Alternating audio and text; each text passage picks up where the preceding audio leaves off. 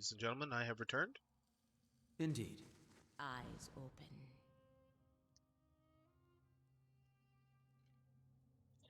And I do believe What's this? that this is it.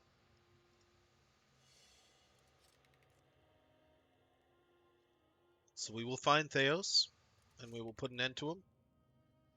Or maybe there's some crazy way where we can talk with him. But we'll see. What's this?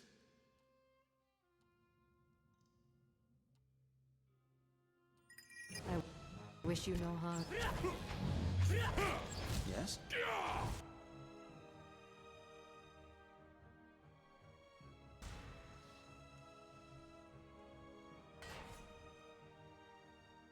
They shall see nothing while I see much.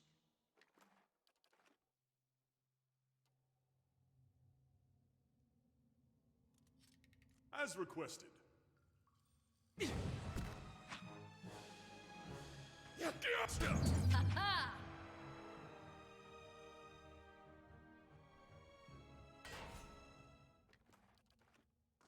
I will walk unseen. God, what is this? Pillar tugs at your essence, a pulse from the world. Moves through it. Oh, oops. Brave does.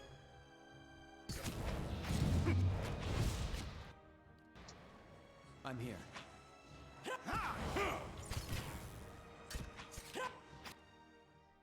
Okay.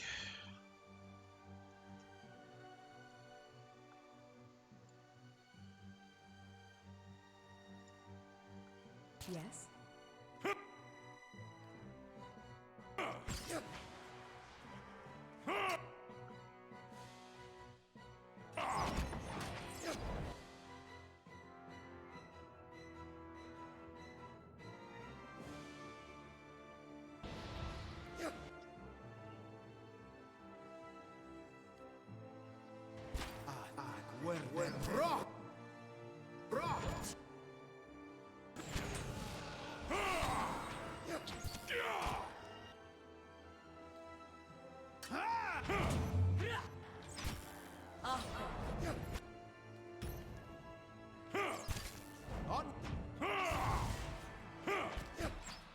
I'm here.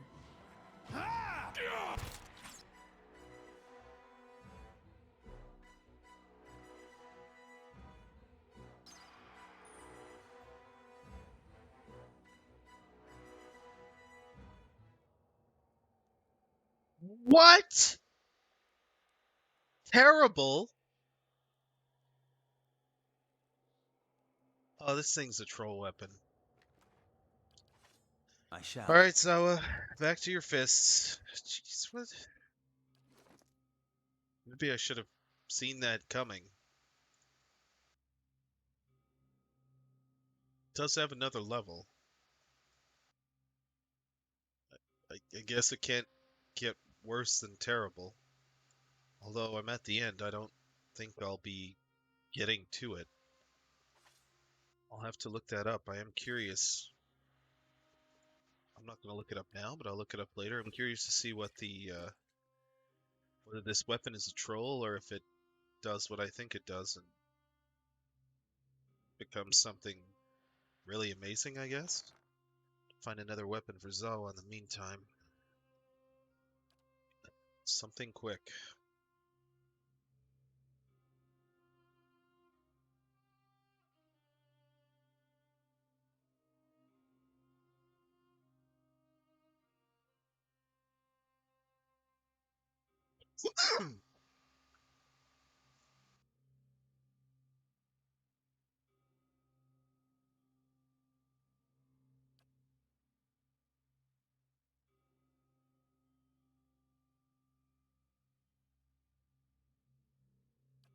It's definitely interesting.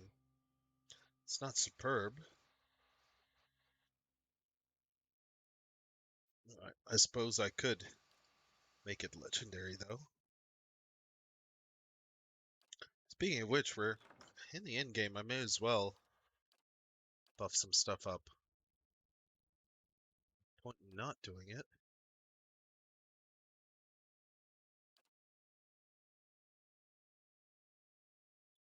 This shield has been with me since the beginning of the game.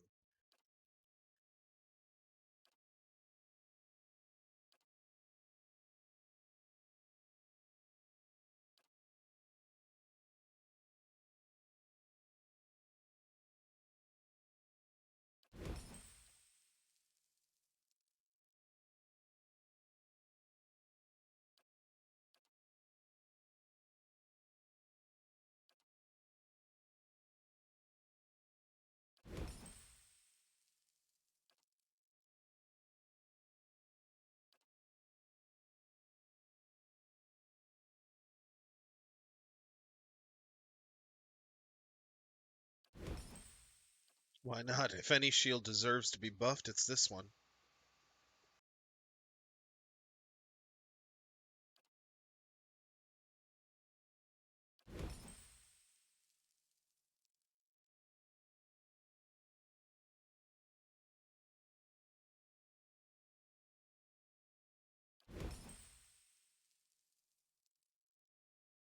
Okay, everything's already superb. Now, this thing sucks, but I may as well, I guess. And that's it. That's it for buffs, really. Alright, so guarding freezing lash. It won't be attacking very quickly, but it is a beautiful weapon. Man, I wish I had known the dual wielding with monks was so good before. It just seems like such a waste doing it now. Could have really made a crazy dual wield build with him. Oh well. There's always Pillars of Eternity too. These swords look really nice too. Right? Well, she's ready. He's ready. They're all ready. Let's continue. Zawa is ready.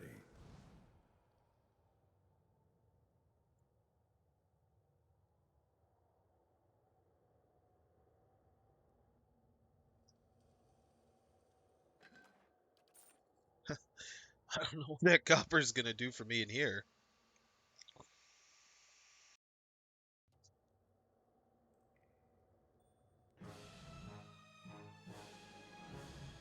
Brave does.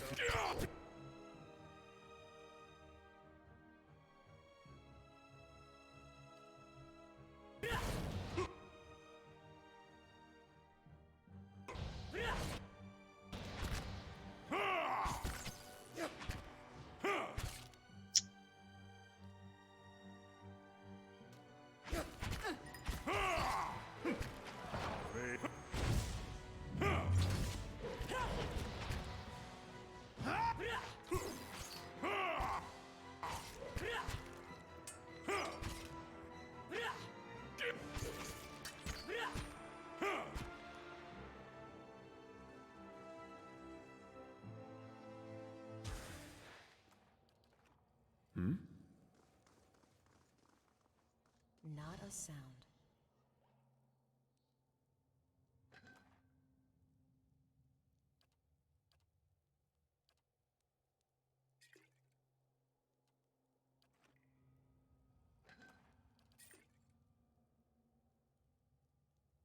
Hmm.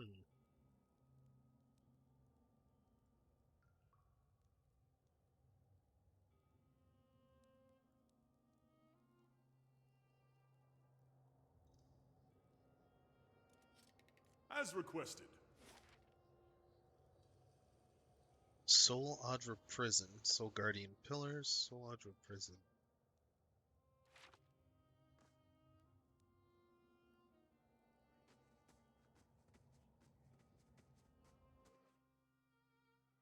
Animats. I should have foreseen that.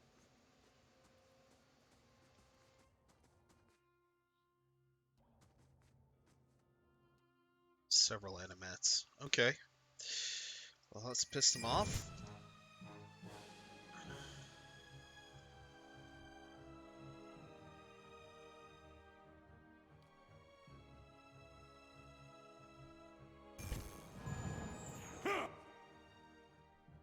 Quite a few of them. Okay. I am no use here. My mind feels sharp as steel.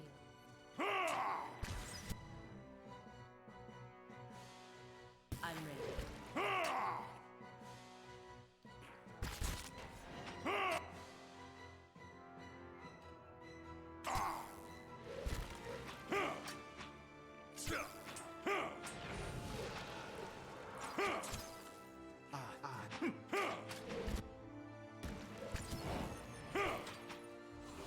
I'm no help.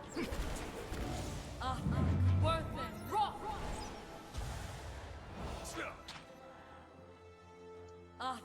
Worth it. Raw.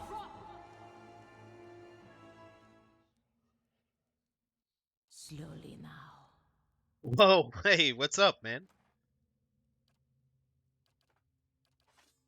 What was the woe for? Loud noises, I take it?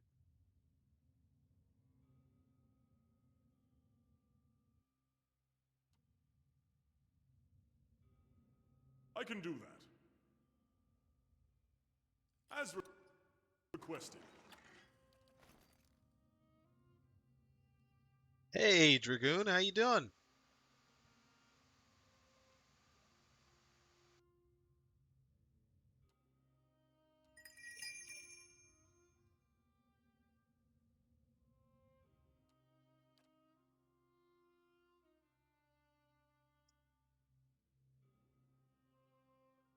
I'm ready. Of course.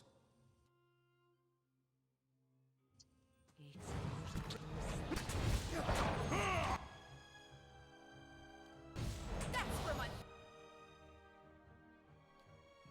friends.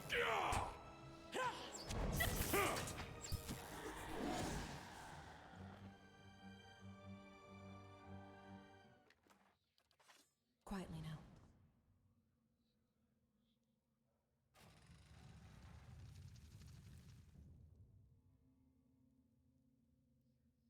Another one of these rooms.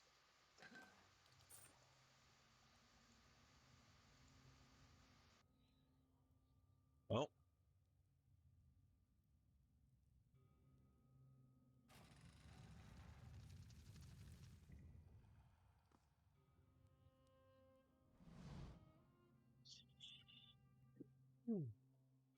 a column of Adra rises above you, stoic and silent, its ridged layers a measuring stick for the passing of ages.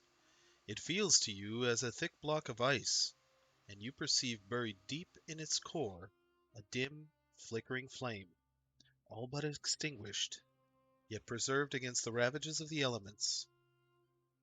At your approach, the flame seems to steady and draw strength, and the layers separating it from you melt away, and you are bathed in its glow, a bright beacon in the gloom. Hold on, let me sit up straight here for this. And drink some water. Okay. The glow seems to fade, as though you had adjusted to its intensity, and where it was, Yovara seeps into existence, an idyllic shade hovering above the moist prison floor. Though ageless, she appears somehow different to you now. A slight stoop to her carriage, perhaps, or a trace of sunkenness in her eyes. There is a broad scar across her face, fibrous and wormy, where flames once lapped, unhealed even in death. You've come back. I had thought to have set you on the right path ages ago. Or did I merely fail a second time? You are so different now from who you were then, yet much remains the same. Old troubles with a new face. What is it that has brought you here?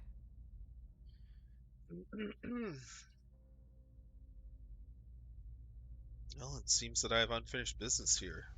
I'd hoped after our last discussion you would find what you sought. Has it eluded you all this time? I can only guess your presence here has something to do with Theos. The energy of this place changes when he is near. I don't know what he has done, but I do know of the souls that pass through here now. They do not come by choice. Theos has diverted them from the cycle. He seeks to empower Wotica and to blame Animancy for the damage he's caused. After all this time, he would still stand against the tide. You knew me when when Theos did. There's something I need to know about that time. I will tell you what I remember. There's something about that lifetime my soul can't let go of. I need to know what it is, and I'm running out of time. I see moments from that life, of you, the Inquisition, and of Theos. I can see his influence, still hanging like a weight about your neck. So it always was. He had inspired something in you. We spoke of him the last time you were here also. It was just after the trial. You were agitated. I think because you started to consider that what I was teaching may have been true. And that was? Yavara's mouth tightens, and her brow furrows, a look of pity. Her eyes shift back and forth between each of yours, as if looking for something that would help her decide whether to speak. That the gods aren't real. Okay. Pallegina throws her head back and laughs gleefully. Ha ha ha ha! Of course not. It all makes sense now. There's a theory puts my boldest to shame. But we ourselves have seen the gods' influence. What I taught was that the gods whose faith we had been spreading were not gods at all, but something else entirely. Something created by people. What? Who created these gods and for what? They were conceived by Engwyth, a society of high minds and broad concerns. Theos' people.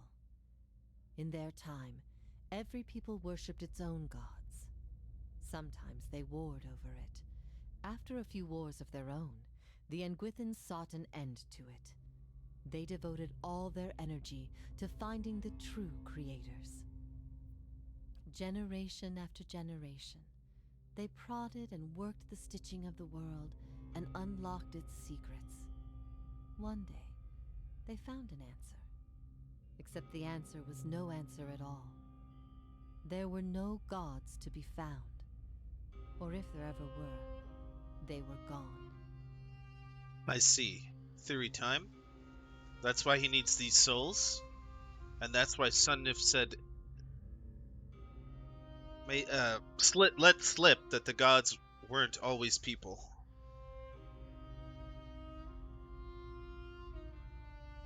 I get it now. So, the souls are used to create gods.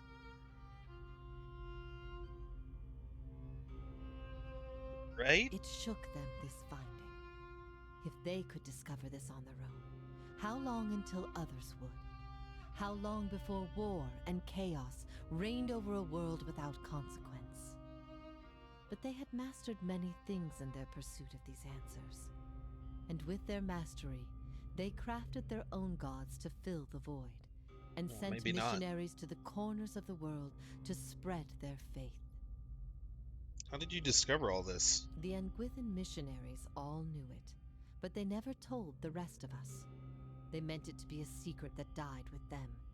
And in the end, they allowed their bloodlines to fade from memory. I had been assigned to join a few of them at a temple. I found the door to their chambers closed, but the room was stone and the door thin. Their voices carried. I heard enough. I investigated the things they spoke of, and everything was there, just as they said it'd be. Later on, I left the Order. A few Engwythans found my words persuasive and joined my cause. They revealed what I did not already know.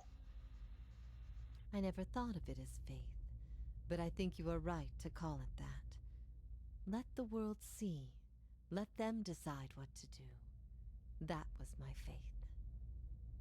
I became a missionary because the gods brought me hope that I wanted to bring to others. For a time, the truth sent me to a dark place. Then the day came when I realized nothing had changed, that I still had a purpose, and the purpose was the same and it was worth living for. I began questioning the other missionaries in public, exposing their parlor tricks. In time, their following became mine. You asked me this once before. Nothing I can say would be any proof, and it may be certainty your soul craves. Resolution. But if you are bound for the same place Theos directs these souls, you will see for yourself as you once did. Now I'm not so sure about the Everyone theory. faces this truth at one time or another. Few confront it. Few have the stomach to ask what if. And in avoiding the question, they deny themselves an identity of their own. Yovara scans her audience in silence, her eyes thoughtful, lingering on each member of your company in turn, finding interest in things unseen. If all our common threads are spun from a lie, what's left to bind us together? All of us across Aora are trying to survive, to make sense of the world. What could better bind us together than that struggle? We'll find our own truths. Make them if we must. We don't need an ancient lie to bolster us. United, the Engwithans created gods. Mortal men and women coming together to do the impossible. Let us surpass them. What if even mastery over all things cannot answer the most basic of questions? I stopped asking those questions long ago. It is enough to care for those we love with the time we have in this life. What if the cycle of birth and death is nothing more than a tool of endless preoccupation? The greeting mother returns Yovara's gaze, nodding her head almost imperceptibly. For a moment, all is silent. Yovara nods back, seemingly moved by some unspoken understanding. Hey, welcome back. Your family called you away. What's up? Not much. You just missed a story point in the game that says that the Ingwithans, the greatest civilization, it would be as if Rome looked for the gods, uh, and they got an answer finally. They searched with their science and their magic. They got an answer that there were no gods, so somehow they created the gods that currently exist in this world, which is crazy. She found out, and they killed her to stop her from spreading the secret. She turns to Zawa, who regards her with the rapt attention of an altered mind. What if some things can never be recovered, and no greater good comes from their loss? Nothing is truly lost when its influence remains. All things pass in time, even influence. What if their purpose then? You feel the weight of Yovara's translucent eyes upon your soul. What if we can be assured of nothing?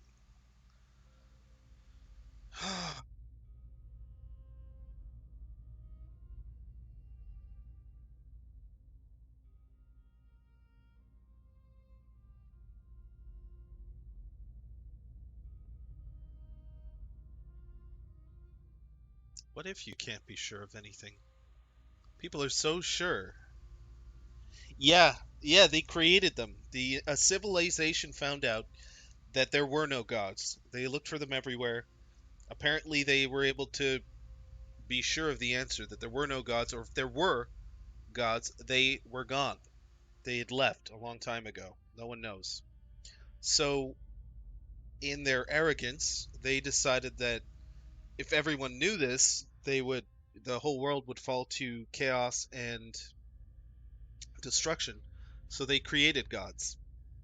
Gods that, quite frankly, embody the extremes of all the human emotion and human experience. They did so how? I assume that they used these machines to create the gods with souls, but I'm not so sure anymore. I don't know what's going on. And right now, I'm I'm almost at the end of the game, I assume, again, but overstated for dramatic. Exactly. In the end, though, she's asking a really good question, something few people ever ask themselves. What if I can't be sure of anything? And the reality is that you cannot be sure of anything. Your perception is a fluid thing and not going to be the same as another's perception. It's yours, it's your story, and therefore it's unique, and therefore all we can do is endure. The wheel would seem to grant us little choice in the matter. Yet surely we are capable of more than mere endurance. Surely when the truth is laid bare to all, this suffering can truly be overcome. It's the definition of endurance, to endure beyond the suffering. I ask these things not to trouble you, but to show why they must be confronted. No answer is simple, but somewhere between them all lies a truth so beautiful, not even a god could conceive it. Do we not owe ourselves a chance to find our part in it? Yeah, I believe the truth is the most important thing. Stories, fiction, even lies have their place.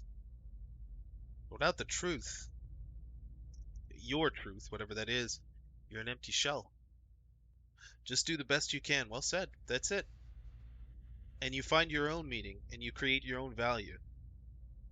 If that is truly what you believe, then you are a far different person than the one I knew.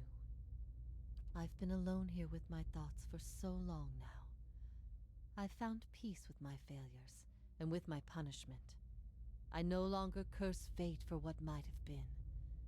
But there is one thing that has clawed and scraped at my mind all these years. One thing that will not be put to rest until I know. Until I understand. For the first time, hints of doubt trace her serene visage.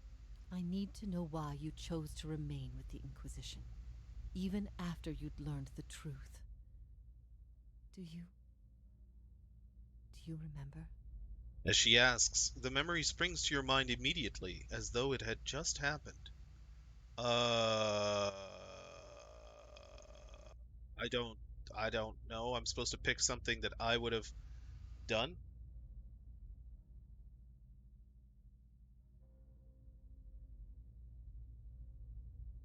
I just did it.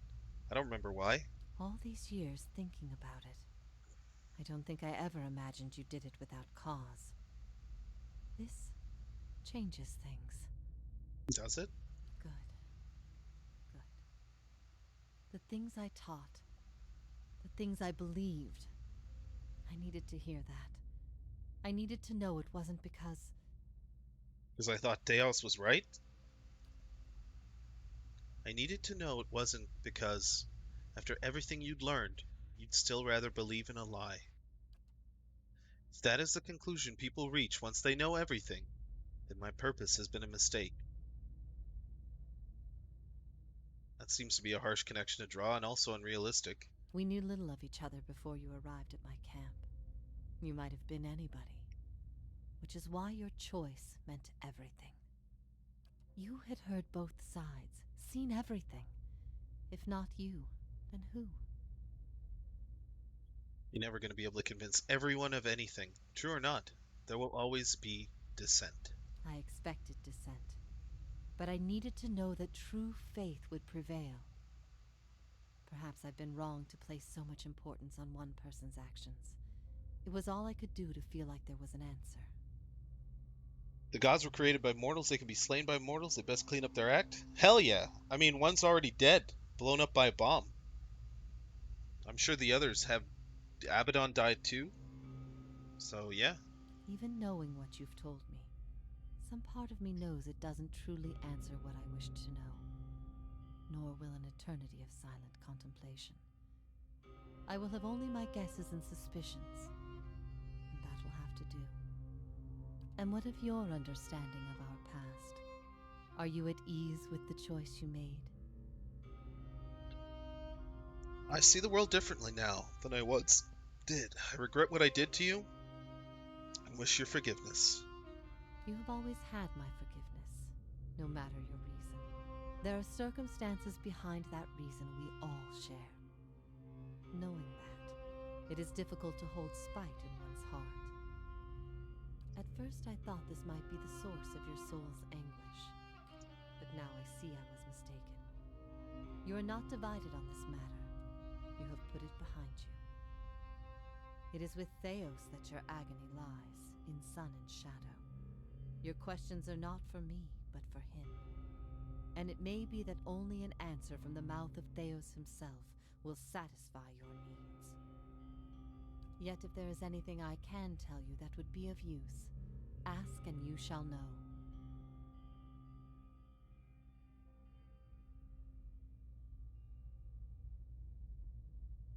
Why has he done all of this? He cares only for the secret he keeps locked away. He destroys anyone who might discover it, no matter their chances. That's why he's always favored Woedica. It isn't in her love of promises or justice. It's her disregard for the rules. Her willingness to do what is necessary. To Theos, she's not a deity, but an ally with which to conspire.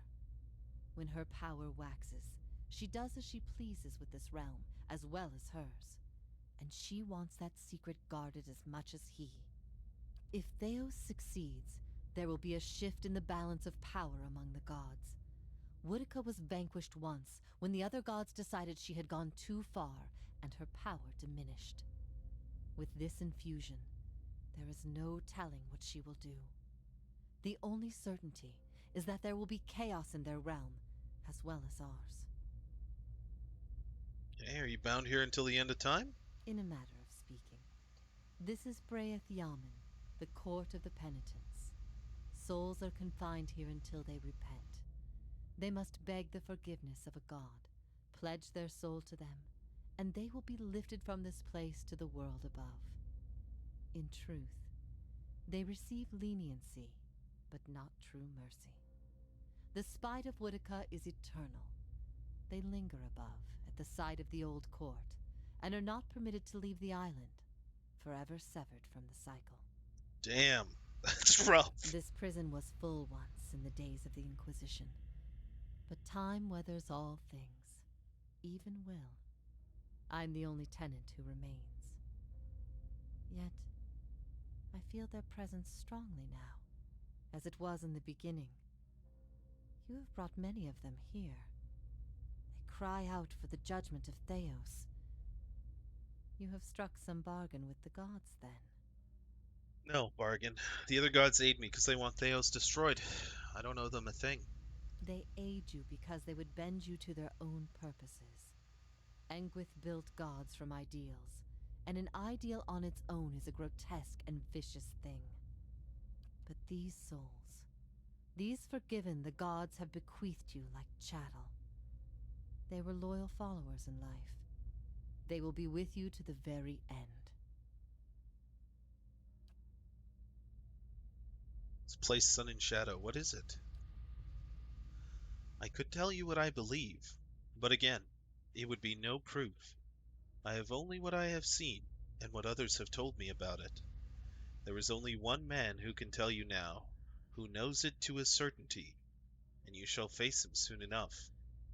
I will leave you to see it for yourself, make your own judgments.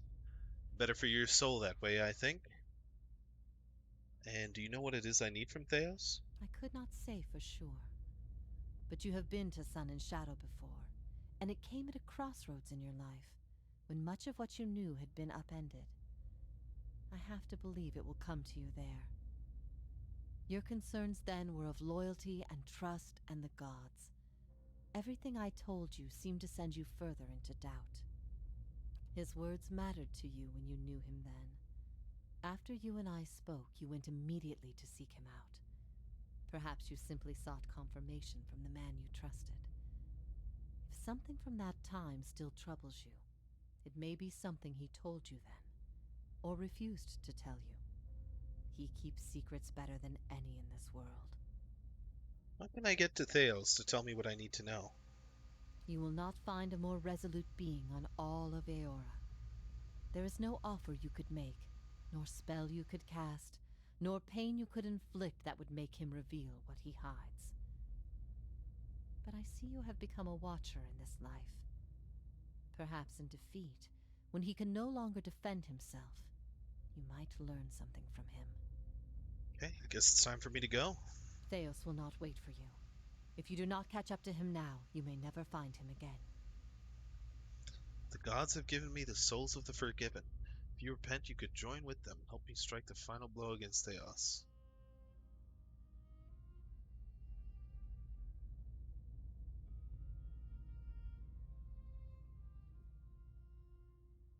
I can offer her revenge. The other two are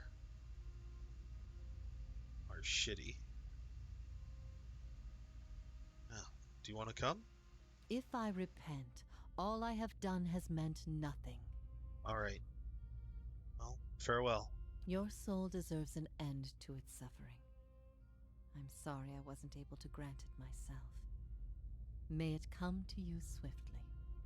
If ever we should meet again, in this life or any other, I hope to find you at peace. Yes? All right. Step lightly. Interesting.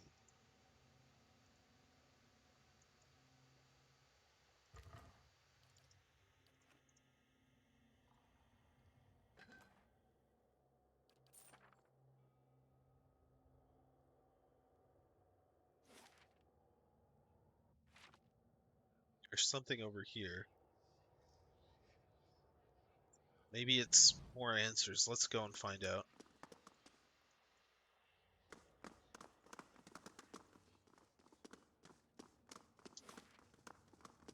Yeah, sun and shadow. So yeah, the next room is the last room. Loot-based visual novel. Yeah. Or you could call it a complex choose-your-own-adventure. Story's pretty good, though. All told, from beginning to end. Not perfect, mind you. Then again, I don't know what it is. Let's keep quiet.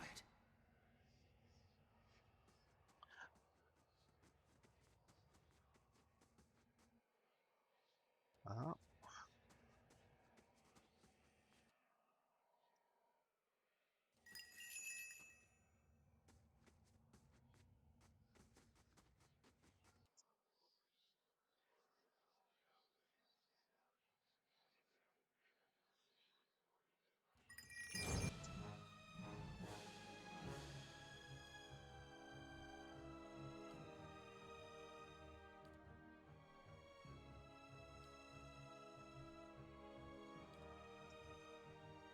Arthur, worth it.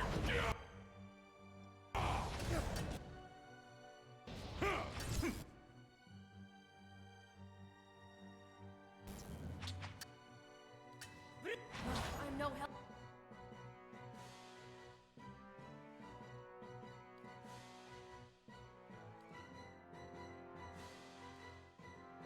Help here.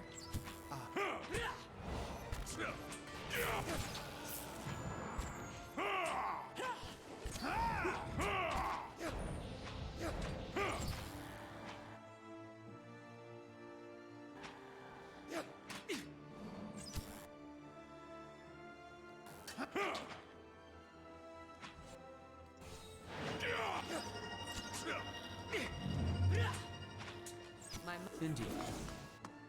Damn, that power, it's really amazing, but it also causes stupid amounts of lag.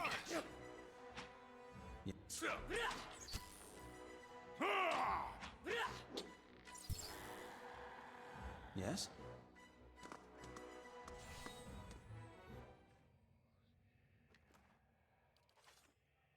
Hello? Okay. Hello? Soul Guardian pillars again. What's this?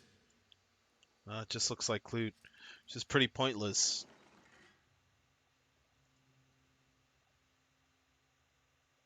Yeah, pretty pointless to get when I'm at the end.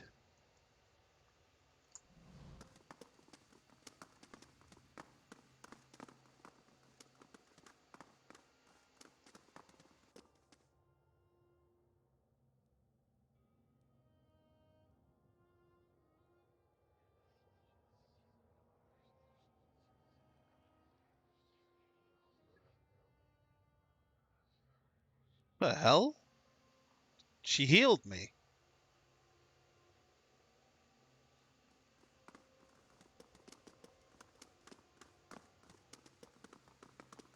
Well, that was nice of her. I thought I might have to rest. Speaking of resting, we better pre-buff. Here goes. Pre-buff time. Alright, we eat eggs. Eggs is good. Makes you strong. Big, strong boy. Or girl. All good. Eat egg. Next, we take rice pan. We hit ourselves overhead.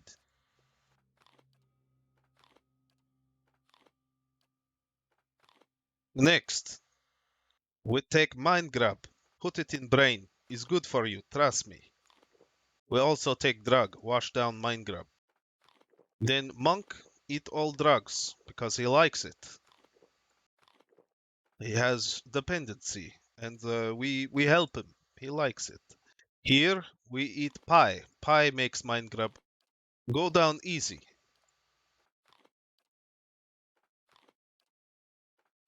Hi, good. Then we take jerky, and this jerky give us little bit of accuracy. We give to casters, and then we give to bonehead.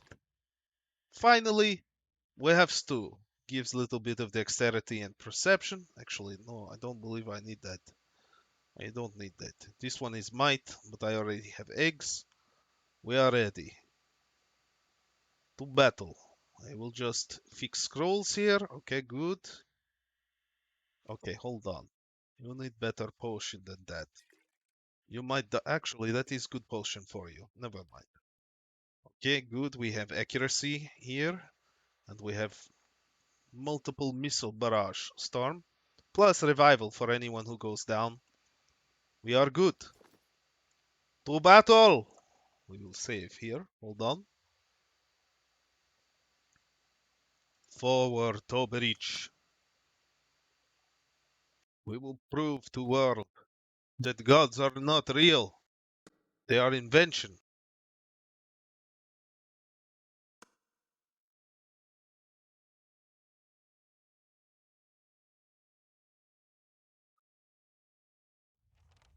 Indeed. Oh, Hello. it's Slowly now. Is everyone still there? super dark in here.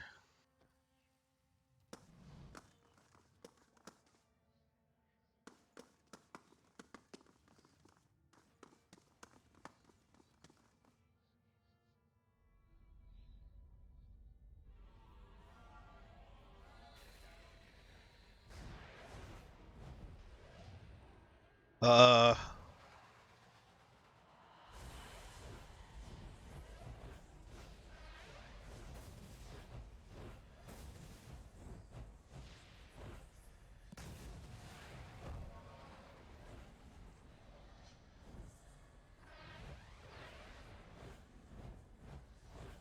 oh shit, I thought we would be fighting him right Yes. away. A city to put all.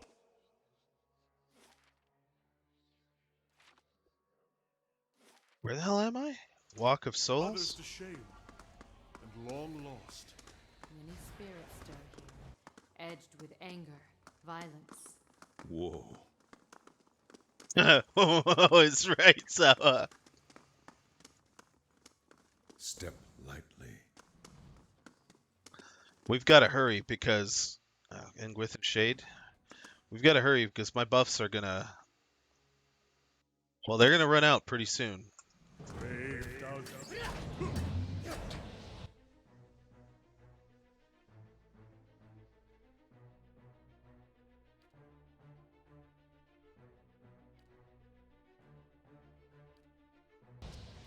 It's no use.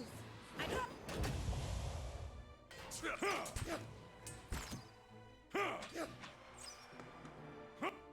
I'm...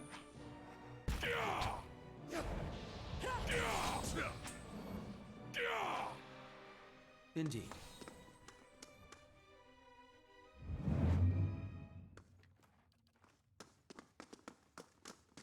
Be cautious. Be constant.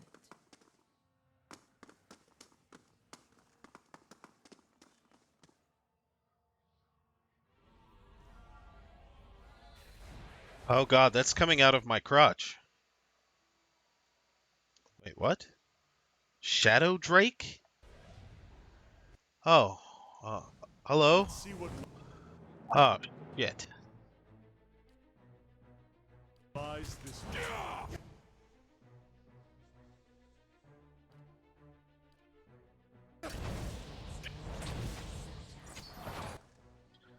Gotcha.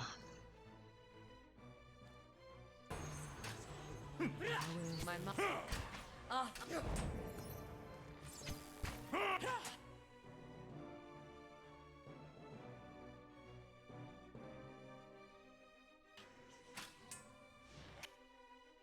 This one repels my. Yeah, I understand he repels your attack, but keep attacking him.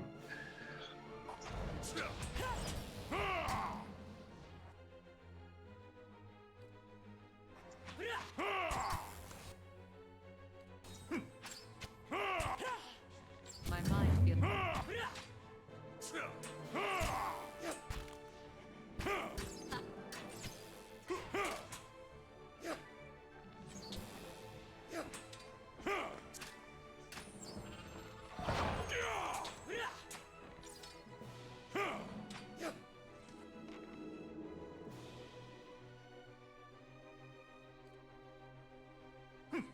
This is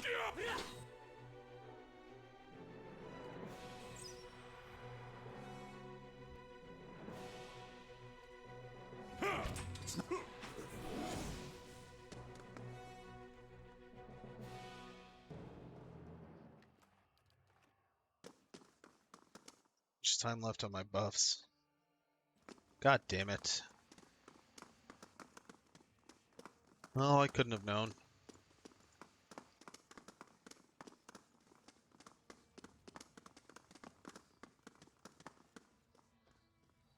Whale. Oh no. The shadows in the cavern suddenly lengthen and swallow you.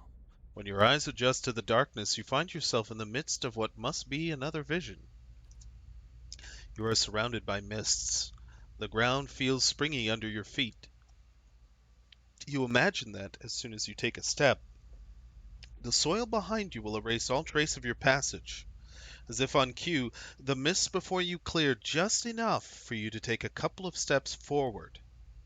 You do so, and the fog closes behind you. You continue on for several minutes in this manner, one step at a time. You never see more than the ground right in front of you. Eventually, rays of light cut through the haze, and you find yourself facing a canyon wall. Palagina's head violently snaps to one side, her eyes tracking some unseen threat. She puts her hand to the side of her face where two of her feathers have been cut short near the base. Tufts of down float in the air. Something whizzes past you. Just as you turn, you catch another whir of movement. Out of the mist flits a shape, small and round. You think you see another, and another. They tickle the corners of your vision. You turn back to the canyon wall. The sun shifts along its path, and what looked like a smooth rock face is the hollow of a cave. A figure steps out, its features shifting and changing before your very eyes. He who sees and is not seen, save when he chooses, it seems. Kena regards the figure with wary fascination. I thought the god of mysteries my chief enemy, at times, but one cannot seek out answers if the questions aren't there. The figure transforms from male to female, from Orlan to Amua, its bones lengthening and its fur receding into its flesh. The only detail that remains constant is the smooth, eyeless face. The whizzing, rushing shapes from the mist converge on the figure, and as they form a spinning cloud, you realize that they are eyes. You understand the value of a mystery watcher, a buried scroll, a hidden truth. These are my ways. You unravel a thread, Watcher, one you have lost and discovered over generations. And following it to its end has only brought you back to the beginning. Have I been here before? Whale giggles, a strangely modulated sound that rises and falls as the god shifts from one form to the next. Your search for answers to your past has led you to another mystery, and one grander still.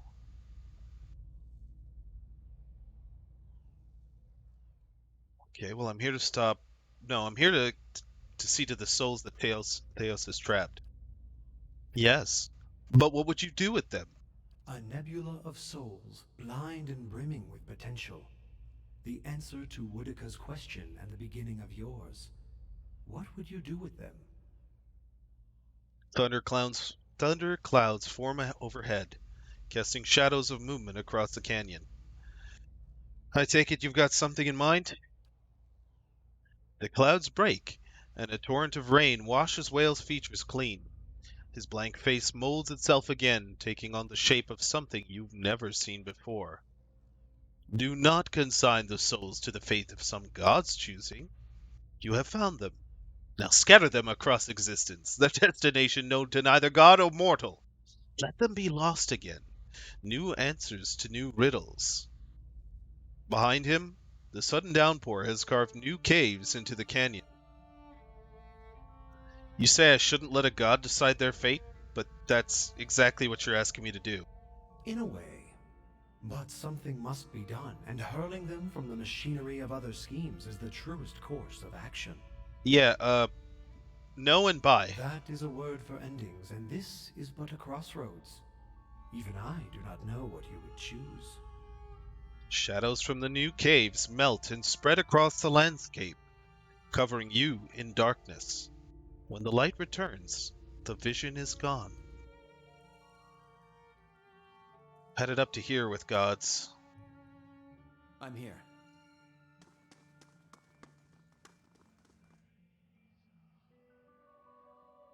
A lone segment of the bridge rises over the ruins of an ancient city. It looks stable enough, but the wide gap leaves little room for error. Okay, I have a scroll for this.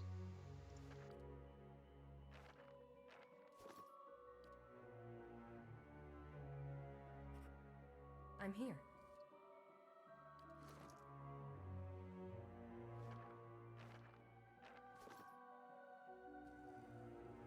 Jump! Atreya gets a running start, and she fucks up. And has injured herself with a twisted ankle. Okay, that's not so bad. Why is she so bad? Every time! Like, I know I gave her 7 constitution, but Jesus, every time there's something to do, she gets fucking blasted.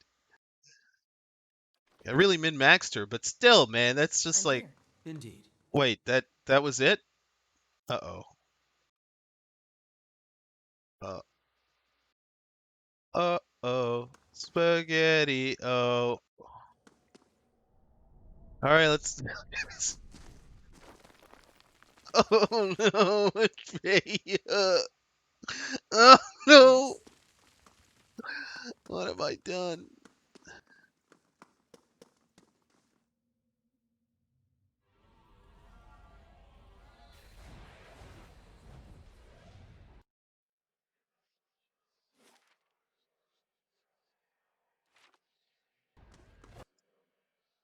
Oh, for...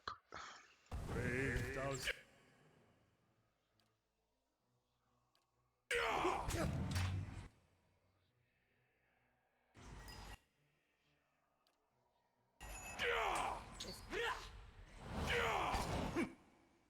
Oh, hello. Where did you come from, exactly?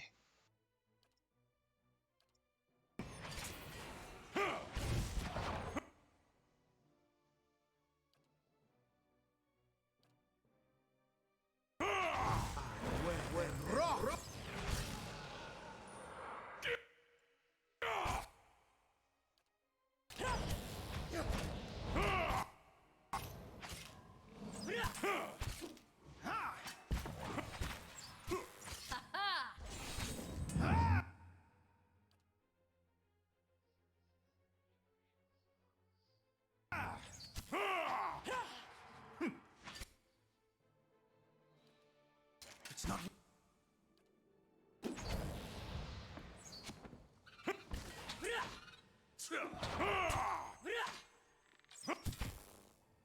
Your thoughts must flow deeply indeed. My mind. Come on, guys. Stop trying to hit it and hit it. Oh, for Christ's sake.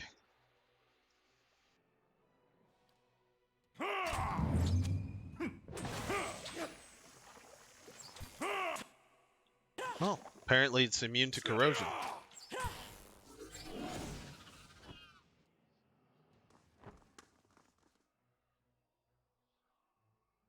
This really sucks. I'm gonna lose all these buffs. Oh well.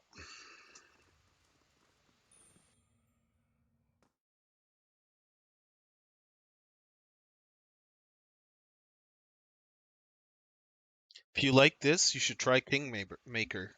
ASAFK? What's that stand? Oh, AFK. Yeah, no, Kingmaker's definitely on the list. I shall. My god. There's more traveling?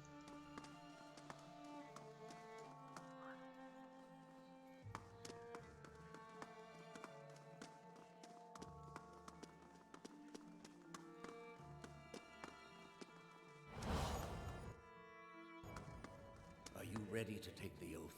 To spread the word of the gods to the lost and heathen? Those mine worms gone too? Yeah, they don't last I long. shall. God damn it. I am trusting you to remain loyal to the gods in this. If you do not, you will have greater powers than me to answer to. But you will answer to me as well. This, were there any other choice?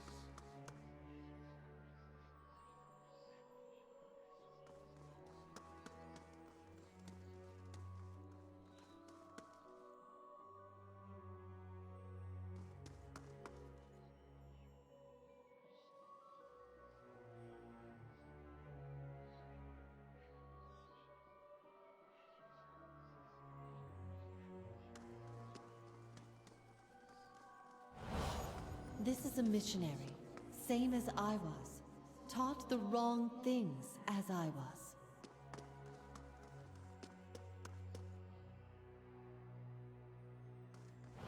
Alcyones. They have held off many would-be invaders.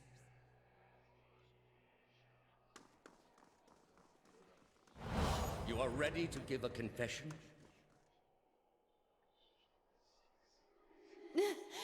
I am ready to hear one from you.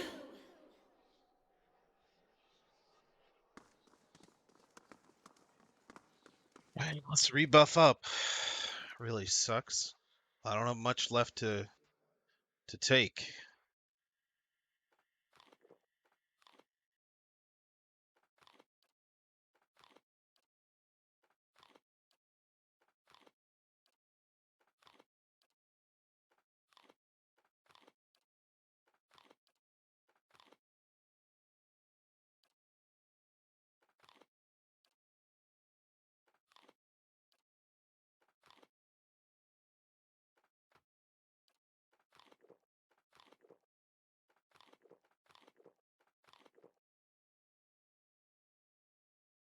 Alright.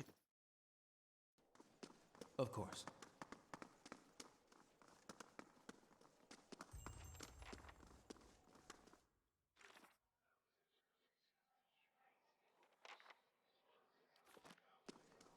Theos cannot be far.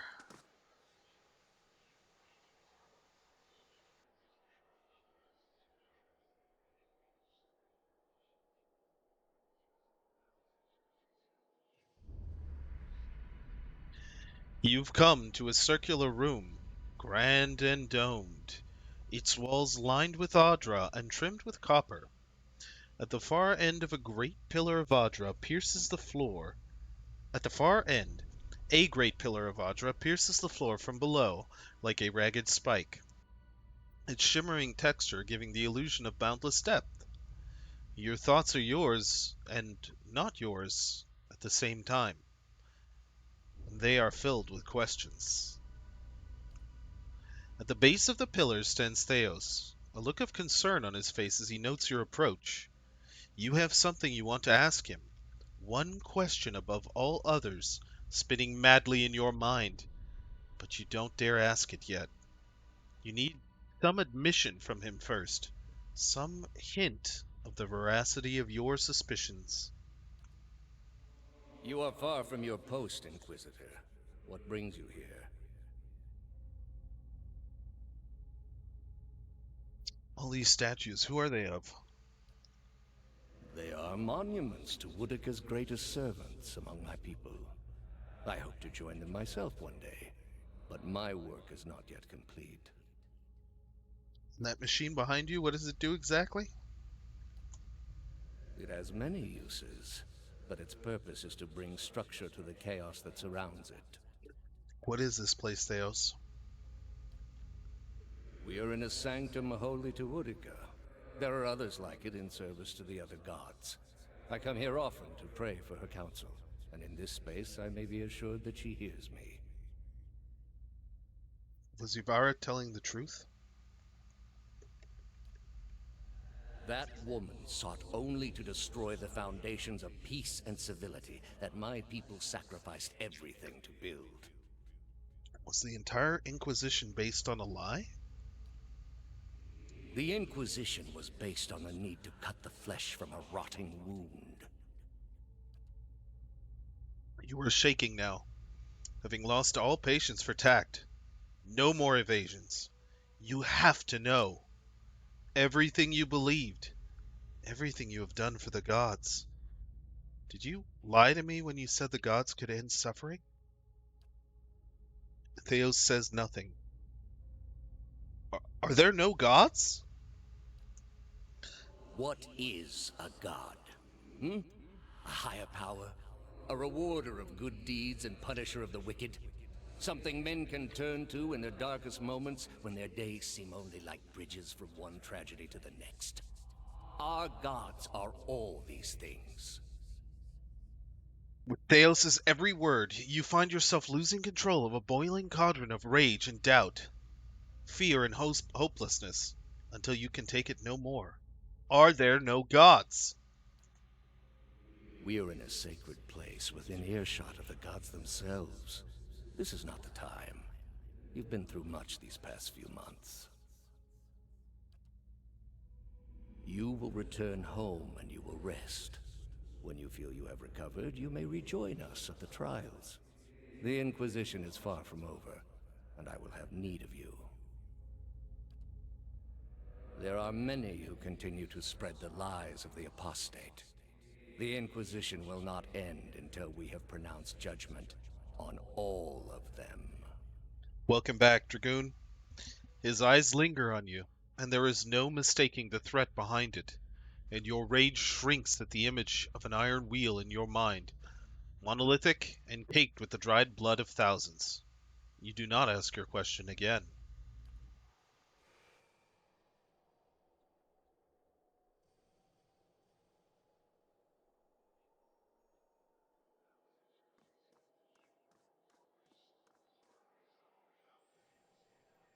How did you find it?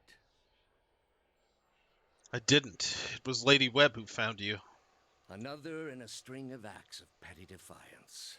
For all her knowledge, she always preferred spite over reason. She loved you, you know. Then she should have obeyed. I ask one thing of all my followers. She was incapable. A waste of rare talent and intellect. Her talent and intellect were too great for her to live as a slave. What of your cohorts, then? They have followed you to their deaths. Is it loyalty that brings them here? Or is it, as my agents suggest, that they have no direction of their own? You have devoted yourself to studying the work of my people. Why? I thought your people had much to teach us. That we, too, could create great machines, improve our ships, make an empire as vast and impressive as yours ever was, built upon your secrets. And did you ever consider that these were things you were never meant to understand? That their comprehension is beyond you? I know better. The Ingwithans weren't an infallible race. You were never gods. All your petty experiments, your heinous crimes, your glorious achievements, you were just people, and your time came and went.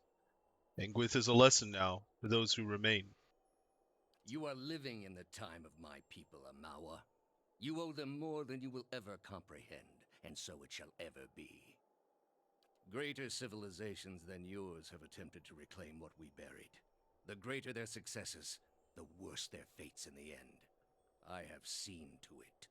Yeah, I bet you have. I understand your Duke's bells gave you a mission.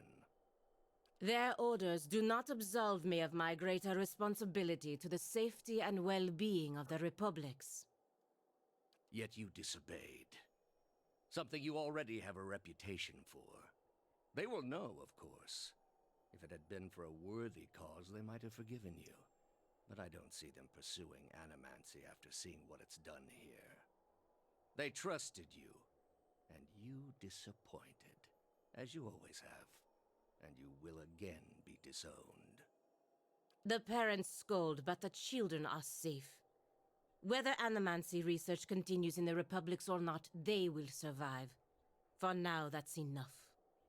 In any case, I wouldn't be so smug about my fate, Theos. I imagine Woodica responds to disappointment much more severely than even my dukes. Theos's eyes settle on Zawa.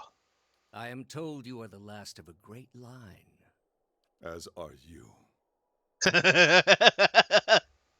Oh God, Zawa, you're great. But my line will continue unbroken. My people entrusted me with their wisdom, and I ensure that their legacy flourishes. Can you say the same? My line is not ended while I still breathe. There is still hope for my master's legacy. Your master's knowledge was already lost to the world. Any hope you had of rediscovering it ended with your arrival here. Hey, Sunnif, how you doing? Oh, you got here? Yep, you're just in time. You are here because you are lost. The gods cannot reach everyone, I'm afraid. May you fare better in your next lives.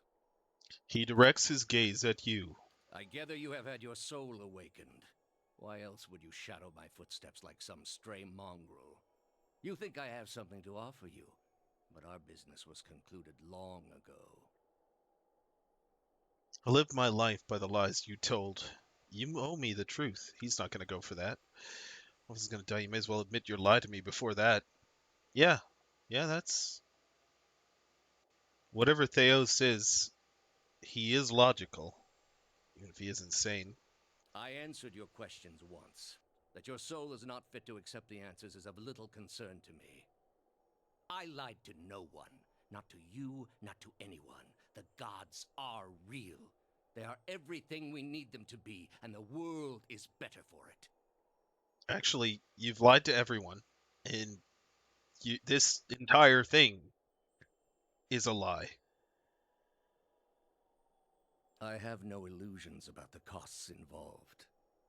But what your brief lifespan obscures is that it is what must be done. According to who? The heart of this country has skipped a beat, nothing more. I have done far worse. I plunged the peaceful kingdom of Telosus into civil war. I slew the monarch of Desantio, whose people never knew hardship under his rule, and replaced him with a cruel despot who brought them to ruin. When plague arrived at the great city of Arborensis, I saw to it that the cure did not. They piled their dead outside the city in heaps that rose above their walls.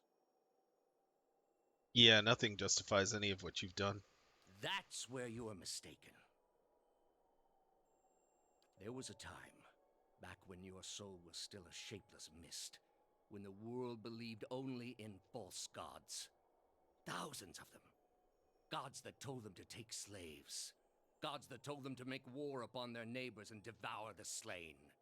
Gods that told them to burn their children alive and cover themselves in the ashes as a sign of their faith.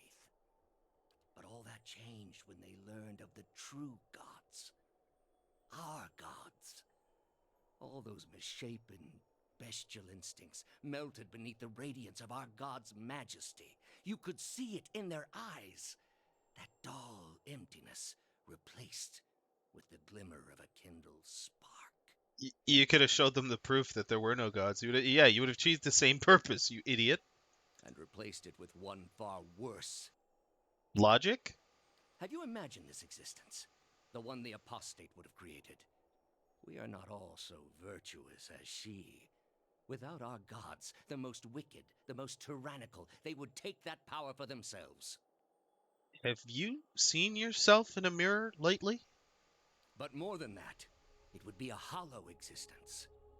All mysteries forever unanswered. All purposes constructed from meaninglessness. No endings to bring closure. Only a wheel, turning without mercy, grinding our spirits to dust.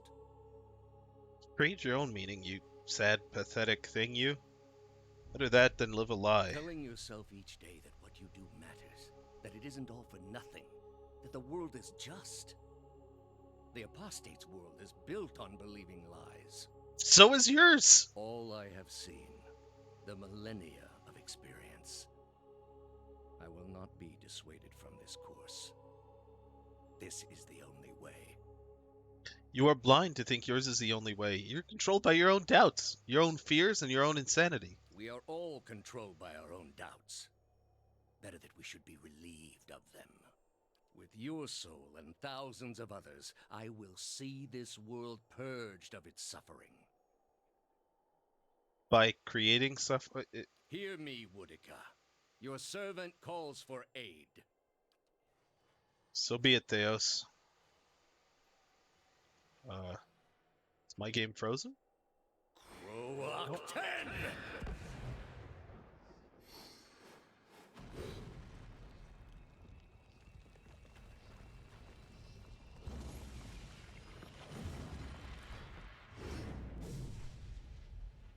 Huh.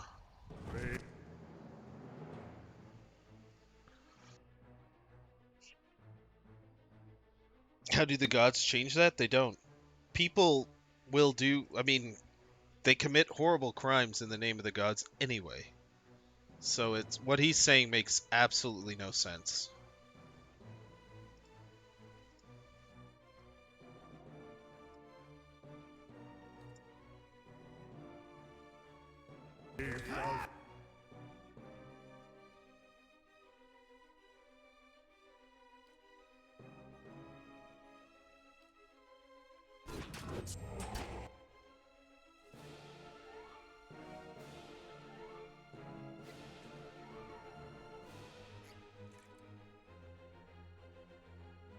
Zot?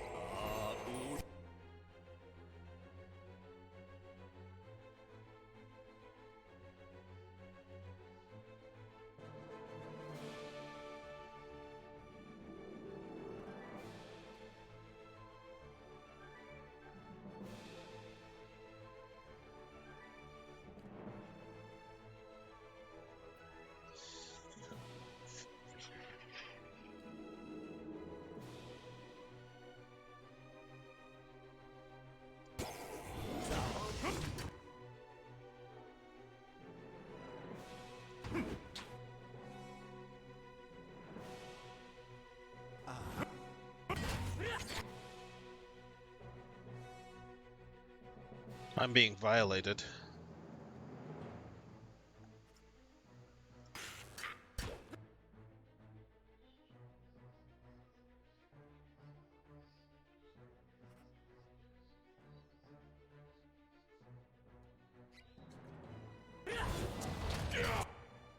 Well, he exploded the shit out of me.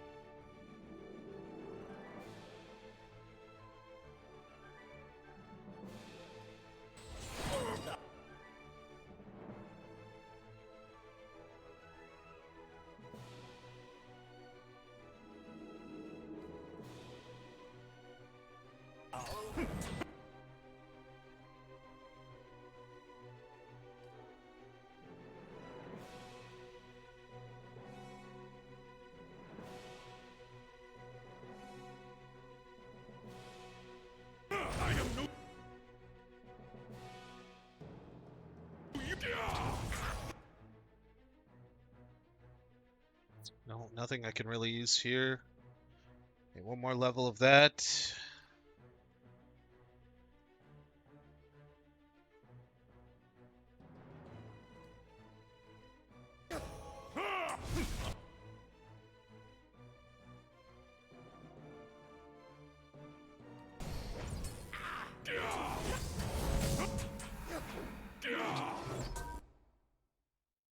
What just happened?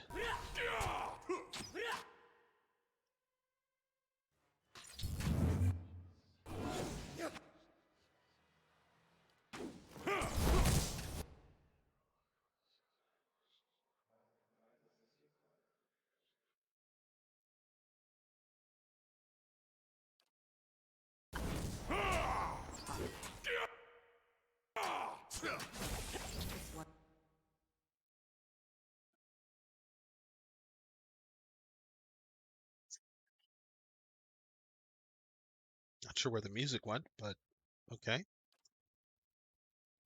Repels my.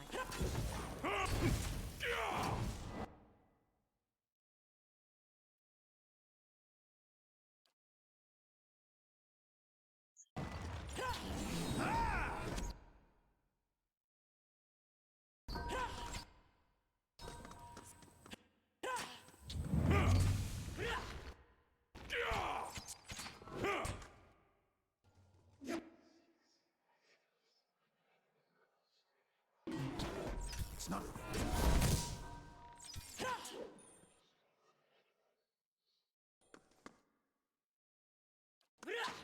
This one repels me. I shall end this. This one repels. Alright, Thales, welcome back to the fight, apparently.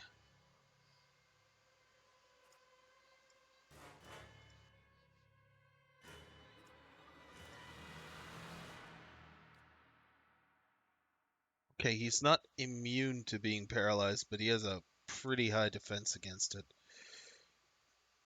Let's will fucking just Repels my. plug away at him.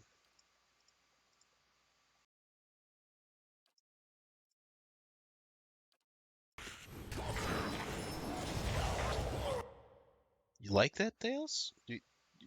What's that? You want more missiles?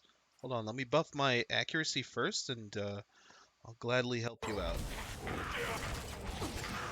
My mind feels sharp as steel. Brave. Watch your fire!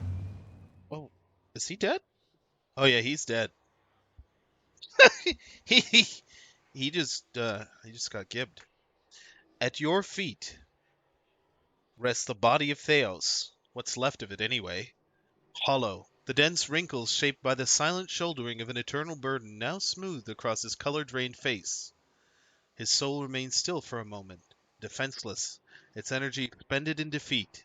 It lies sprawled across his body like a death shroud.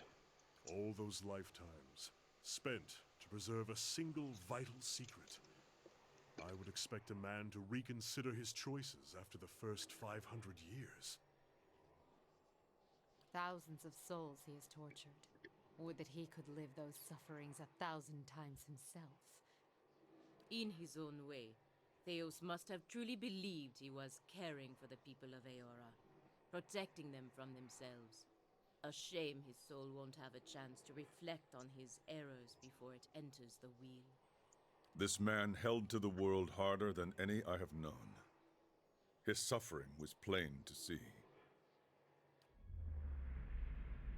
With a deep breath, you plunge into Theos' soul, and where in Brackenbury it had been a maze of narrow corridors and dead ends, now it is expansive and borderless, its walls crumbling into heaps like the ruins of Engwith as you pass through them. You travel for what seems like ages, rushing to a known destination, a memory you glimpsed once before. At last you see it.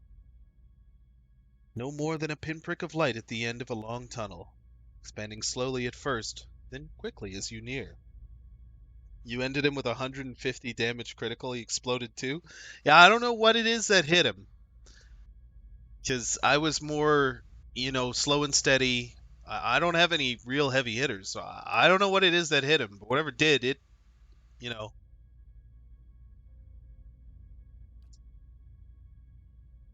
You come out in the room you are standing in now, but it is new and pristine and filled with people, thousands of them, all turned towards the great Adra pillar and the machine that encases it. Theo stands at the machine, and you are one with him now. You look out at the crowd, at faces of shriveled old men and cherub-cheeked little girls, at mothers bouncing infants to quiet them, and fathers clasping their children's restless hands and watching you with somber acceptance. A woman with tears in her eyes gives you a small nod.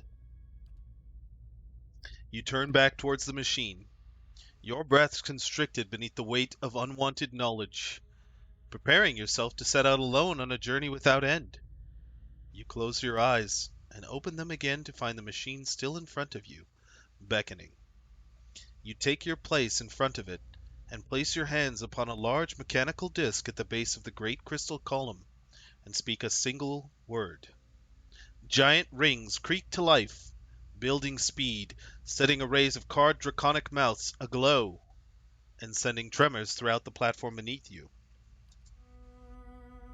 The entire room shakes now with the force of the accelerating machine, all sound drowned out by its deep, deafening thrum. Brilliant tendrils of light arc outward from the pillar in all directions, and you look over your shoulder to see them engulfing the crowd, burning them brightly like hot irons. One by one, the tendrils disappear, leaving ashen effigies where people once stood, many of them disintegrating into gray heaps under the stress of the tremors. You look above to the Adra pillar, and a glowing spherical mass has begun to coalesce atop the column where the arcs converge. It grows and pulses, translucent and bulbous like some sort of chrysalis, suspended in slow rotation as though it were being spun from the arcs of light. When the last arc disappears, the spectral mass hangs a moment, no longer rotating, so bright you must shield your eyes with an outstretched hand, and it seems to you as though it is looking directly at you. You bow your head in acknowledgement, and look back up to see it melt into the pillar like warm candle wax. The pillar flares with a flash of light bright as the sun itself, then fades to darkness. The machine slows down to an abrupt halt, and when the last echo of its grinding cogs have passed, the chamber is still, and you are alone. From all sides, reality begins to bleed in through the memory, and you find yourself in your own skin once more, looking down on Theos' lifeless body. You sense a listlessness to Theos' soul, an overwhelming fatigue that hinders its immediate escape and makes it vulnerable to manipulation. You feel as though your victory has given you some kind of hold over it, and you are able to do with it as you please.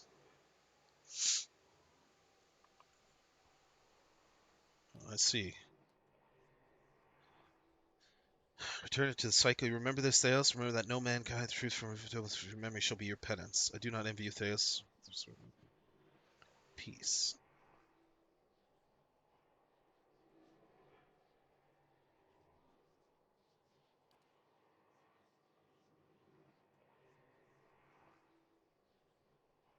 Yeah, I can't let him come back. Because then it's all gonna happen again. Banish his soul to Brythe Amon. That's the prison. I don't want to put him in the same place she's in. He'll torture her for eternity. Destroying all of his memories is the same as destroying him. Yeah. In the end, he's going to be destroyed. I think he should be destroyed for everything he's done. Him and his idiotic people created a bunch of gods out of fear and doubt. That's why these gods are so insane. This is vengeful of me, though. Regardless, goodbye, Theos. Was there nothing there worth saving? Forgive me. I know you chose wisely. It is an ending, even if there is little justice in it. I do not think he would have been able to free himself on his own. You do him a service. You reach out for Theos' soul, and you can feel its frailty and defeat, its texture like a coarse and threadbare cloth on the brink of disintegration. You insinuate yourself between the threads, pushing the weaving apart, unraveling the stitching, until, bereft of structure, a formless heap bound together by nothing at all. In its midst, you dedicate your focus to a single idea, and the idea is shatter. You concentrate, and as you concentrate, you feel a force building within your soul, an outward pressure that strains against containment, threatening to rupture your spirit. When you can contain it no more, you transfer all of it into Theos' soul and release it there. A detonation of will that expands in all directions, driving out the remnants of his essence, scattering it into nothingness. You can feel his presence no more. In the stillness that follows, a single word echoes throughout your mind, a word you spoke when you were one with Theos in an ancient memory. You realize it is the word that activates the machine.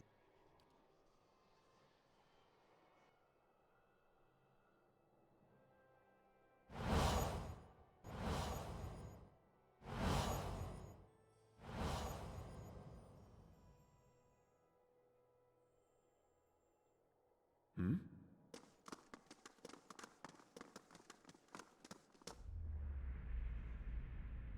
As you approach the machine, the path underfoot suddenly changes to a cobbled road. If you hadn't experienced visions like these already in Ter Everen, you'd be tempted to believe that the machine had sucked you into it and deposited you in the middle of nowhere. The sun blazes overhead, and the rolling meadows and thick forests on either side of the road could be anywhere in the Durwood. A shrill cackle turns your head. Standing next to you is a malnourished man clad in a threadbare loincloth and manacles. His entire body is striped with lash marks, and there are scarred pits where his nose and ears should be. He stinks of stale sweat and unwashed filth. You notice someone wandering down the road, but that figure's back is to you. The scarred slave has your attention for now. You once grew fat while others spent the currency of their lives in your service. I would gladly rend your back with a lash, taking interest for every drop of blood you spilt, every scrap of flesh you scarred. But my mistress would appeal to your sense of perspective, for you know that all things have their place. You have labored at the pleasure of others. That shriveled hag in Hadrat House, those pompous dear wooden zealots, the wretched tribesmen playing out their fantasies of grandeur. And then you cowered and knelt before the gods themselves, begging one paltry favor, and receiving riddles and visions in response. And now the gods give you orders and commands, even while you set out to fix what they cannot. Yet what have they offered you? They offered us the means to stop Boudica and Theos. That's enough for me. Given the breadth of the Iron Manacle, it's amazing that he can raise his bone-thin arm. But he does, and he points to the person walking the other way along the road. The exiled queen is not an ungrateful patron.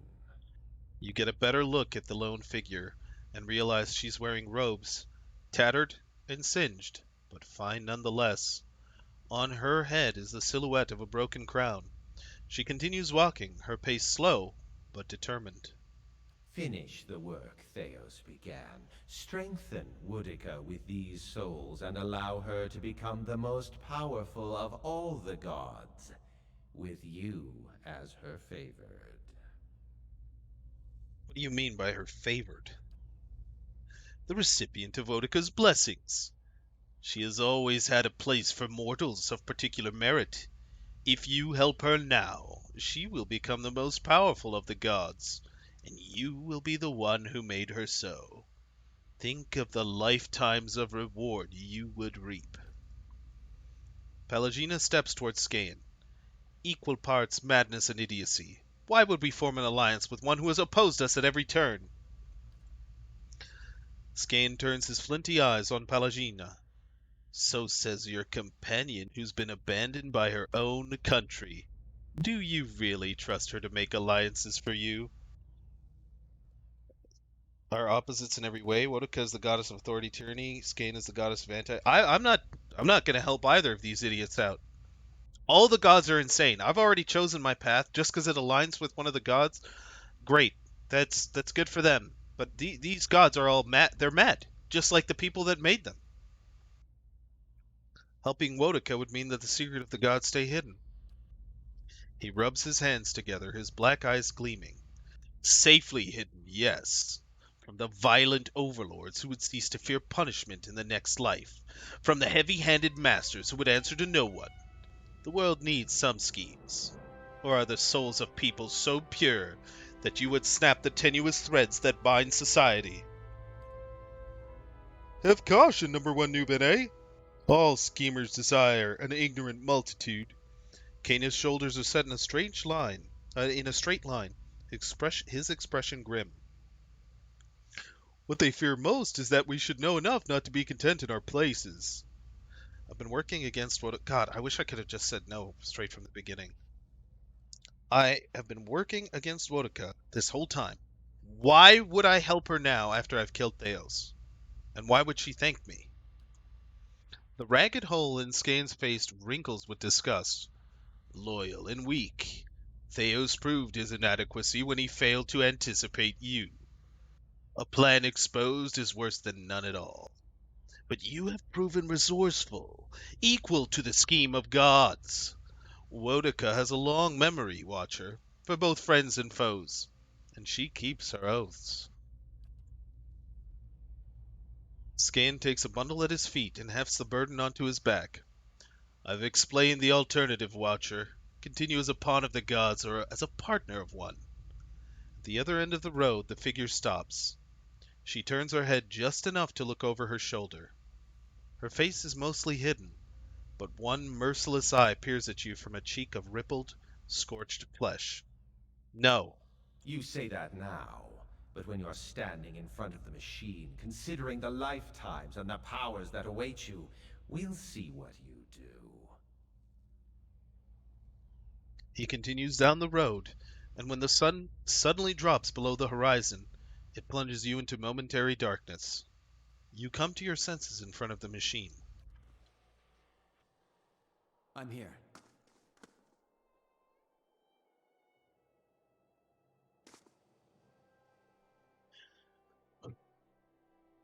Even in their insanity to work for the portfolio skins trying to make Wodoka the queen of the gods. Look, man, if she was behind Theos's actions now and his actions in the past, there's no way I would serve such insanity. I don't want to serve any of these gods. They're all insane. Maybe if there was a god of logic, but even then, due to the fact that these gods were created from the souls of people plagued with fear and doubt, they wouldn't be balanced gods. They aren't. Their portfolios, their portfolios, quote unquote, are all tinged by the collective fear, paranoia, and despair of the Ingwithan people. And that's why these gods are so fucked up. Besides, there's nothing perfect about the world. So an imperfect being creates a god, it's going to be an imperfect god. I wouldn't serve it. Then again, I probably wouldn't serve any god, but that's besides the point. Rage against the machine time. Amen. With your companions bearing witness, you step up to the place where Theos once stood before his people long ago. The great machine lies in front of you, idle, ready. You have seen this machine and others like it in operation. You understand how it works. It is a device for directing souls. As a watcher, it would be a simple matter to influence that direction. Though as big as the machine is, it may be the last thing you ever do. Okay, well, if that's the case, let's do it. There is shrieking of stone grinding against stone as old cogs loosen and begin to turn. You have only moments before the souls will be sent into the Adra vein. This will be your only chance at redirecting them. Insult by the reincarnation? No. That's it. Strengthen the essence in Durwood. You close your eyes and expand your perception outward, taking in the immense totality of the tens of thousands of souls orbiting the chamber. Your grasp on the souls is tenuous. You find yourself fighting to keep them all within your influence, and you can feel them slipping away from you as the machine gains speed. A brief moment comes when it feels as though you hold all of them at once, and their force is so great it feels as though they will tear you apart. In that moment, you dedicate your entire being to bending their orbit, channeling their flow in a new direction.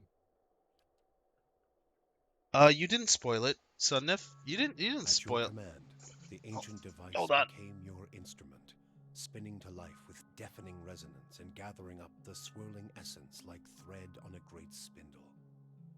There, in the pale, pulsing glow of the machine that set you on this path long ago, you summoned all your strength, focusing on your objective and blocking out all else. With a single concussive blast that rocked the chamber and sent you tumbling to the ground, you freed the souls from their stasis. Exhausted, your consciousness slipping away, your last sight was of the machine, dark and dormant. Then your eyes closed, and sleep welcomed you at long last. After coming to and searching for some time, you discovered the route Theos used to enter Sun and Shadow, and embarked on a long and arduous ascent back to the surface. You emerged in Ter Evron after days of tunneling through the rubble Theos had left behind, and when you stepped into the daylight, you were faced with a different Deerwood than the one you had left. At your direction, the essence gathered in Sun and Shadow was sent across Deerwood to meld with and galvanize the souls of its people. In the days that followed, Deerwoodans, confronting adversity and expecting to be at the mercy of their own weakness, instead found strength and the will to persevere. The aggrieved found themselves able to carry on Good. after their losses. I chose The well. desperate found new reasons to hope. And the new reasons to hope were many, for Widewind's legacy had come to an end after 15 years. Hollow births ceased in the Deerwood, and a country that only days ago had seemed on the brink of collapse was suddenly on the path to a recovery. A fitter, more resilient country in the preferred image of the god of the hunt. Ah, shit. Lord Radric's zeal had brought him back to life once, but it would not do so again. Radric's destruction at your hands spelled the end of his suffocating rule over Gilded Vale and the surrounding area. In his absence, the village prospered, becoming a popular destination for new settlers anxious to leave Defiance Bay after the riots. Without a nearby ruler, it also grew more wild, with many settlers moving on as soon as they'd arrived, turned off by lawlessness that was excessive even by Deerwoodan standards. Nevertheless, despite the challenges of living there, Gilded Vale had survived, and would continue to survive for the foreseeable future. The tree looks better. Following the assassinations of Duke Avar Wolfgren and Lady Webb, Defiance Bay was thrown into political upheaval. In the ensuing weeks, the streets had become the domain of looters and blackguards. Few dared to step outside their own doors alone or unarmed. But once the dozens had regrouped in the wake of the riots, they quickly put an end to the criminal activity. They patrolled the streets in droves and administered their brand of law on any perceived offenders. This was not the erratic justice of the mob, however. The dozens had taken to heart the strengths of their adversaries, the Knights of the Crucible, and emerged as a far more organized, disciplined force. With the waning strength of the other Defiance Bay powers, the leadership of the dozens took the opportunity to establish its own group as the dominant peacekeeping force in the city. Okay, I'm okay with The that ending. dozens would soon find themselves overwhelmed by the problems of a leaderless metropolis. But they found an uneasy new partner in the surviving forces of the Crucible Knights, who Perfect. understood the city's infrastructure and were able to keep the worst of its problems under control. Though the machine atop Ter Noaneth had been disabled, it had not seen its last use.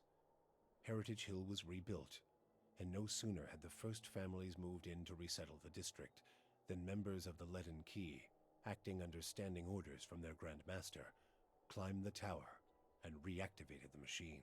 What? The initiates slew a handful of the new settlers under cover of night and watched as history repeated itself, the victims reanimating and devouring the survivors. After this second incident, I should have blown the up that district would machine. remain abandoned. The Duke's assassination at the apparent hands of an Animancer had caused catastrophic rioting in the streets of Defiance Bay.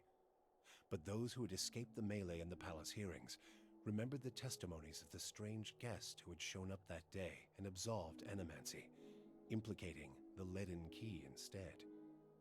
The rumor spread quickly, and soon the popular belief was that the assassin had been a Leaden Key spy. When the legacy had lifted, people came to see it not as a sign that the riots had been according to the gods' wishes, as Theos had hoped, but as a confirmation that Animancy had never been the source of the problem in the first place. Deerwoodans instead convinced themselves that the riots had somehow purged Defiance Bay of Leaden Key spies, and that the end of Whitewind's legacy was their well-deserved reward. The rage against Animancers was quickly forgotten, and those who had survived were permitted to return to Brackenberry Sanitarium and rebuild it so they might resume their studies. The town of Deerford had seen the last of the cult of Scan. Dark rumors about the town's many curses quickly faded, and travelers soon returned.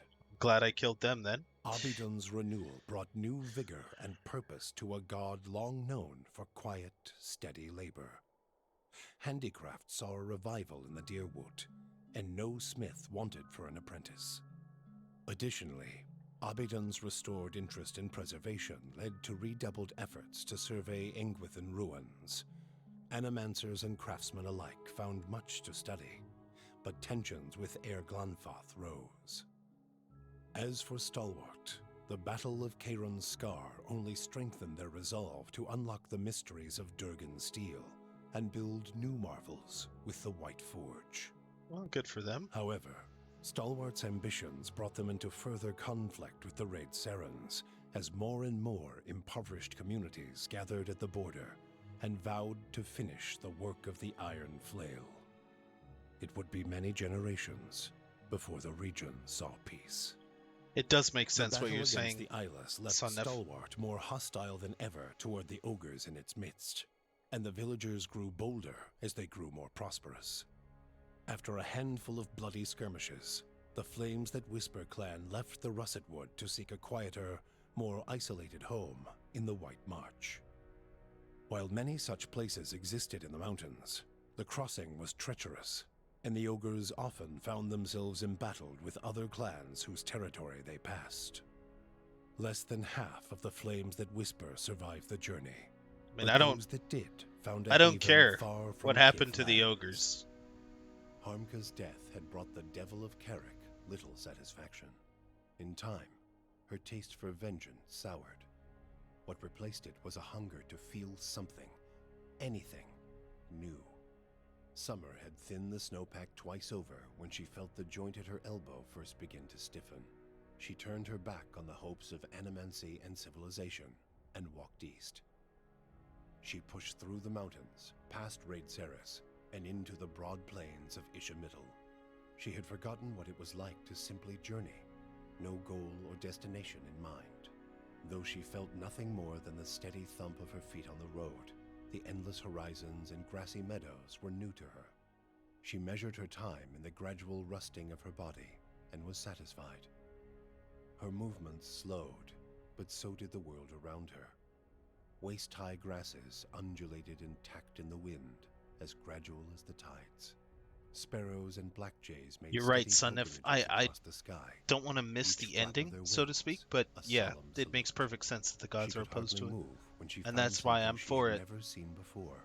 Freedom to make our own choice. With the last of her strength, she pulled herself beneath the water, content at last to feel the movement of currents and the constant caress of the waves. Well, that's dark. Zawa came to believe that the Dakan had survived through him. He returned to Ishamiddle, where he united a number of small, vulnerable tribes under the beliefs of his people. He called them Takanakin, kin of Takan, and under his tutelage, they became strong enough to resist would-be conquerors. Zawa taught his secrets not to one chosen person, but to all, that the line of knowledge might never be broken. Awesome. Once Maneha had made peace with her memory, she decided the time had come to face her more recent past. For the first time in decades, she returned home to Rawatai, and she found that it had changed as much Oh as God. she had. I forgot to New do Sugani's districts had quest. sprung up along the coast, while others withered into crumbling husks, Oh, and the streets had changed their course as surely as rivers. Her parents wept with joy at her return. They still ran the old spice shop, and in its many aromas and flavors, she found memories of the places she'd traveled and the people she'd known. She told her story, bottle by bottle, and began to build a life on the soil she knew best. The fortress of Cadnua emerged as a bastion of security in the midst of an untamed land, becoming the envy of every thane and earl in Deerwood. damn right. Legend grew over time of its impregnability, and stories of formidable invaders easily scattered by the keep's defenses became popular around the hearths of Deerwoodinians.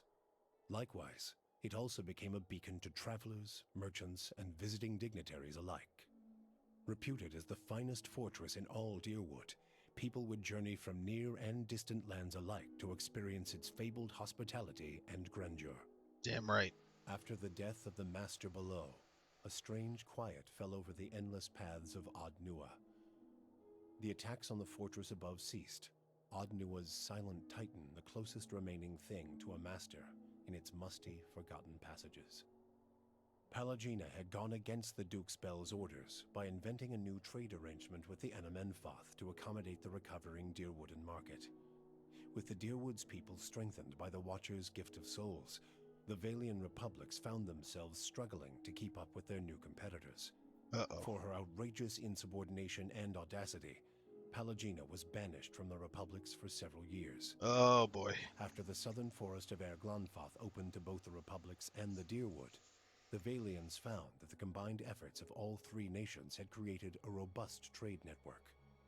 The Duchessa of Biajepi granted Palagina a pardon for her foresight, though it took many years for her to regain the trust of her superiors and brothers in the Order. Okay. Adair chose not to return home to Gilded Vale. Still most comfortable far from cities, he settled in Deerford, which, like many towns in the Deerwood, was beginning the slow process of rebuilding. Believing now that it was the obligation of Kith to be the leaders their gods had not, Adair was soon named mayor of the town, and under his guidance, Deerford soon began to prosper. He expelled the last of the Scanites from the area and drew new settlers with the offer of land, a trick he had learned from someone he otherwise preferred to forget. With each passing day, Deerford would come to more closely resemble the Gilded Vale of Adair's childhood, the one worthy of its name. Nice. When the dust settled in sun and shadow, Aloth looked upon the remains of Theos Ix Arcanon, his former master. He saw where the Grandmaster had gone wrong, and he knew what he would do better. The secret of the gods would be preserved, and with it, the safety and well-being of all Kith. He donned the remains of Theos's ceremonial garb and prepared himself for the long and lonely. No, Heleth, what the fuck? With both their aims fulfilled, Kanarua bid the Watcher farewell and sailed back to his beloved Rawatai. There, he reported on his findings to the Lore College. Kana spoke of the Ingwithan people, describing both their vile experiments and their inspiring accomplishments. He spoke too of the destruction of the tablet by the Leaden Key, and the group's efforts to erase the Ingwithan legacy from the world. Both inspiration and cautionary tales, he said, could be found in the world beyond Rawatai's borders. Kana urged his people to continue to pursue knowledge abroad, so that the lessons found there might benefit Tekoa. Well, at least he grew up. Kana's inability to prove his theory of Ingwithan influence diminished his academic standing, but his passion drew much interest from those less concerned with degrees. Kana swiftly became an influential figure in the move toward a more collaborative approach to expansion on the northern continent. In his personal life, he came to enjoy the reputation of an affable eccentric, willing to share grand and impossible secrets, along with a drink and a song. With Theos defeated and the souls released from Sun and Shadow, healthy children were born once again in the Deerwood. The grieving mother sought a place where she might do penance for the birthing bell. She returned to Deerford, where, to the astonishment of the villagers, she delivered the first healthy child in over a decade. She remained there, and with each new birth, she saw a measure of hope restored to the Deerwood, and a measure of grace for her own troubled past. Durrance used Mogren's strength only until Theos had been cast from the world, and then swore off her influence entirely. Good. Regret came to weigh heavily on his mind, and a man who had never previously lacked for words or opinions came to embrace silence and contemplation. He continued to wander, penniless and destitute, searching now not for the reason for his goddess's silence, but for a mechanism for revenge. The charred robes he continued to wear as a reminder that he had been burned by his goddess. He was and never not going to just have. by the flames of the He was Godhead. never going to have a good ending. You and Sagani never found Persoc together. I'm sorry, The Sagani. Ultra figurine had gone dark by the time they emerged from Sun and Shadow, and it was another month before Sagani finally accepted that Persoc's trail had gone cold again. Her search took her beyond the Deerwood and as far as the Living Lands. She saw the great coastal cities of Rawatai and the ruins of Old Valia, absorbing the details of these strange and distant lands. 20 years passed before the Adra figurine finally glowed again. When it did, she followed its signal to a quiet hamlet on the outskirts of Adir. There, she met a young farmer and told her of her past as an elder of Masuk. Sagani returned to a village that had forgotten her face, but remembered her story. Masuk greeted her with cautious warmth, and Sagani found that their ways had become strange to her. She also learned that Kalu had perished of winter fever a few years before, and her middle child, Najuo, had died in a raid. But she found her daughter Yakona a hunter and mother of 3, and her son Malak a builder of mighty walls. In them, she came to find her place in the village, and the familiar contours of a world that had changed in her absence. For you, the death of Theos brought an end to your waking visions, and a silence to the whispers of the past. In their absence, you were able to sleep. The questions of a distant lifetime ceased to trouble your soul. All that remained was what to make of the answer. But at the moment, there was little to be done, and the matter would have to wait. A long journey loomed ahead.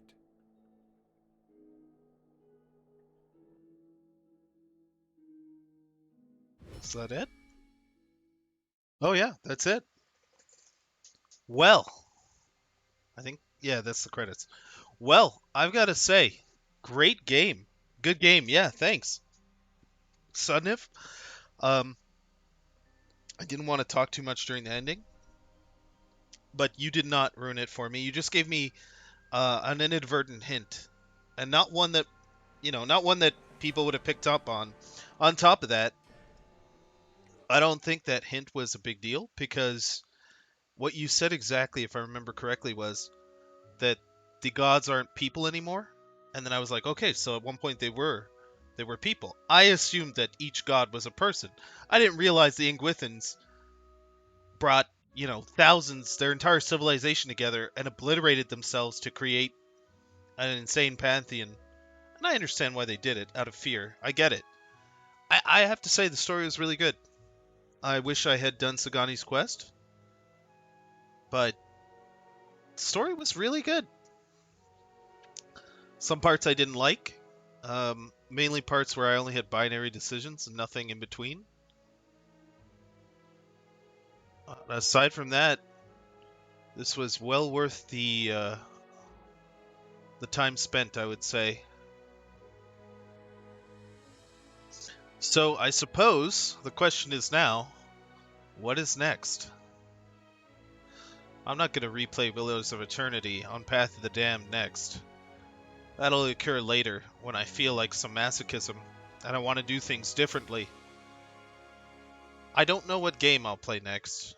I do know that I will, so long as I'm well, play something tomorrow. But I don't know what. I have a list. I think I mentioned it already, but didn't hear a response. You looking at Kingmaker? It's on the list. I own it, and it's on the list. I don't know what it's going to be, what the next game is going to be, but I do know that it's I can't predict it. It's going to be random. I'm going to be using random.org. That it's not going to be. All I know is it's not going to be Pillars of Eternity again. I'm not going to replay this immediately after this. It might be Pillars of Eternity 2. It is on the list. Although I was thinking of playing something, maybe removing it and playing something different in the RPG field. Basically, it has to be a game I can stream without my computer going above 80 degrees Celsius, which it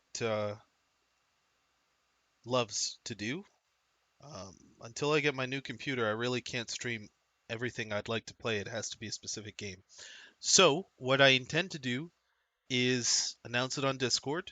Right after the stream, I have a few things to take care of to clean up, and then I'm going to, scratch Pillars off the list and plug it in and roll. And I'm going to see what I get, and I'll announce it. That way, if anyone wants to know tomorrow what it'll be, that'll be how. But otherwise, I guess that's it. Yeah, that's it for Pillars of Eternity. And I think my rating of 8.5 out of 10 is solid, and that's really high for me. I mean, Baldur's Gate 2 is a 10.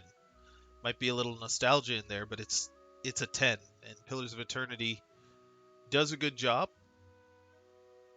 an excellent job in many places.